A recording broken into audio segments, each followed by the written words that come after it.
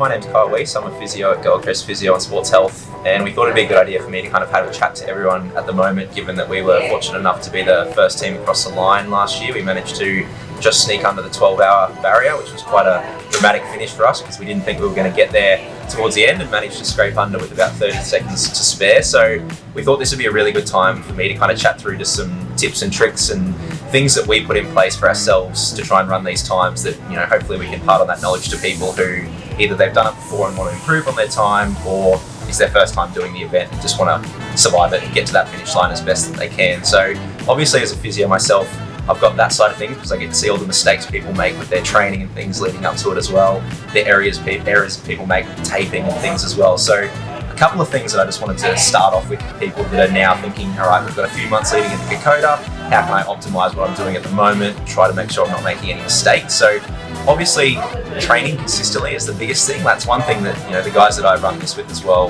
we train all year round for these types of events as well, so we're consistently training, and that's the biggest thing that kind of allows us to do the events that we do and the times that we run is we're doing this year in, year out, week in, week out. So if anyone's watching this and hasn't really started training yet, now would be the perfect time to start building into some runs. If people can get out on the course, that's a really good thing, because I've spoken to a few people in previous years that I've seen before the event that haven't really even been out on the course at all. So they kind of get into the event, they think they know what they're in for, and then see the hills that everyone has to hike up, and they're kind of shocked. So if you can get out on the course, that would be great. One of the other things as well is I'm going to talk about taping as well, because we actually are the provider of doing a lot of the taping and on course kind of some of the physio services and taping. And I always get people coming into the clinic in like the week leading up to the event saying, can you tape everything for me? I've got the event in a week. And I say, have you taped before? And they say, no, I haven't taped anything before. So one tip would be, if you're going to use taping for things, try to start practicing using it now. And we do offer taping services in the clinic. So we've actually got a deal at the moment that if you want to come in and myself or one of the other physios can go through and actually show you how to tape different areas the best possible for the event, you can actually get taping done and get a roll of tape. So we've got that for $25 if people want to do that. This would be a perfect time to first practice that, because we always find that the spots that kind of need to be refined a little bit to make that optimal. So that's one thing, practice that. When you're leading up to training as well, getting out with your team, getting to know your team members. Obviously sometimes people's teams change in the lead up to it as well, but if you know the people you're doing it with well, it's really important, because one of the things for race day is everyone's got different strengths and weaknesses. So even within our team, we've got some people who enjoy the downhills more, some people enjoy the more runnable sections, and some people who love the uphills. So we know that going into the event, so we're more than happy to go, okay, that person's going to set the pace because this is their weakness and we're not going to go any faster than what they want. So knowing your team members and what they enjoy doing and what they're good at is really important. And obviously we're only going to be as fast as our weakest person on each part of the course. So knowing at times we might have to pull back a little bit as well. So getting to know your team members as well, really, really important. So in the lead up to the event, get to know everyone as best you can as well. The other thing is try all of your gear that you're going to use for race day.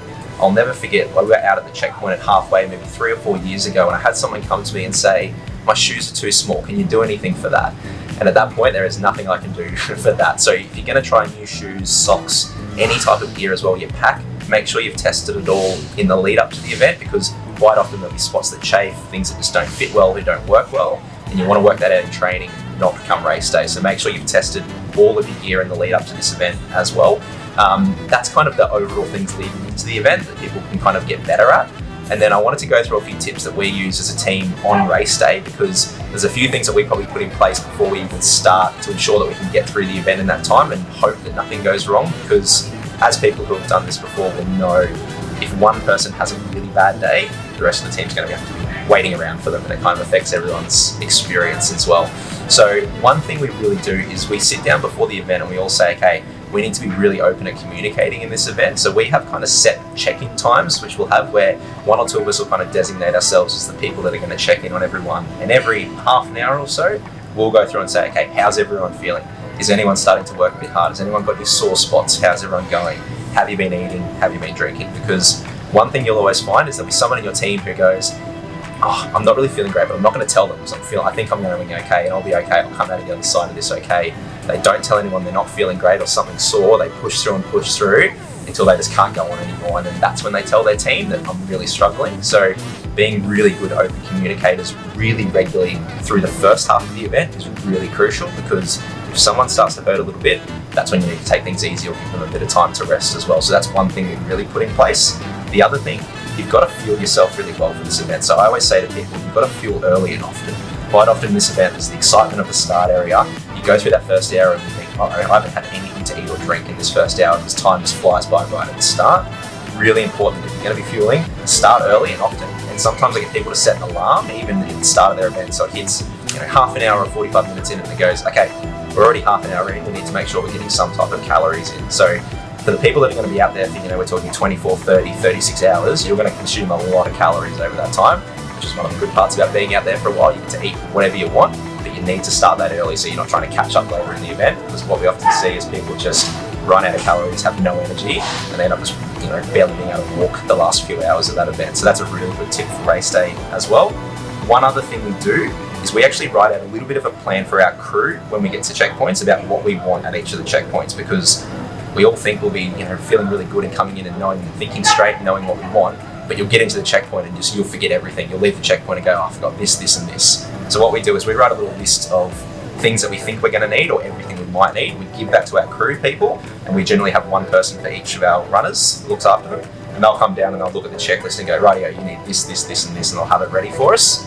So we try and minimise our time in checkpoints as much as we can. We'll still sit down for a few minutes, but we don't leave there until we've got everything we need for that next section, because the last thing we want is we leave, we've forgotten food, water, we don't have enough, because that can just derail our whole day. So things like that and being prepared for that are really, really important. If you've got a point that you think, I'm going to change socks or shoes, whether that's after the Waterfall Creek section, if you're going to get wet feet, depending on what the weather's like, make sure you write that down and your crew knows, because if you think you're going to remember that, I can guarantee it's the middle of the night, you're not going to remember that and you're going to forget heaps of things. So having that really good plan before you start is really crucial. And then, like I said, overall, make sure you're checking in with everyone well, pace yourself well. This is the other thing that we see is we generally go out and people will see us kind of go off the front and think we're flying along, but we're going at a relatively low effort for that first few hours, because if we start working a bit hard in that first probably third of the race, we're going to pay for it in the last third. So go easier than you think you need to go. Even if you're starting to feel really good and you're really excited, that first couple of hours, you should feel like you could go for a couple of days if you needed to. Don't push too hard.